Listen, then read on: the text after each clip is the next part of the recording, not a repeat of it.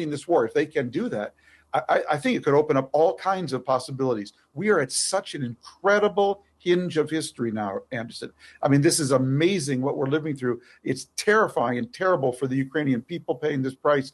But if there Well, the Israeli government says it will help treat victims of Russia's invasion. The country's foreign ministry says it will set up a field hospital in Ukraine in the coming days. Officials say more than 10,000 Israeli citizens have now left Ukraine. Well, the Israeli government is preparing for what could be mass immigration from Ukraine. Officials there say more than 10,000 Israeli citizens have now left Ukraine, and Israel could become home to tens of thousands more Ukrainian Jews. Well, the Israeli government is preparing for what could be mass immigration from Ukraine. Officials there say more than 10,000 Israeli citizens have now left Ukraine, and Israel could become home to tens of thousands more Ukrainian Jews. Meanwhile, the Israeli Prime Minister Naftali Bennett says his country will continue to make every effort to assist in negotiations between Russia and Ukraine.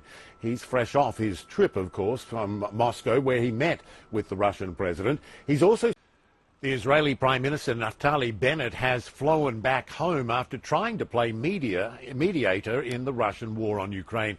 He did make an unannounced trip to Moscow Saturday, meeting with President Vladimir Putin for 3 hours. He then flew to... Israel's Prime Minister Naftali Bennett met with Russia's President Vladimir Putin in Moscow yesterday to discuss the war in Ukraine. The unannounced meeting took place with the blessing of the U.S. administration, and it comes at a critical time as Russian forces are... And amid the fighting, the diplomacy continues. This morning, Israel's Prime Minister briefed his cabinet on his talks yesterday with Vladimir Putin.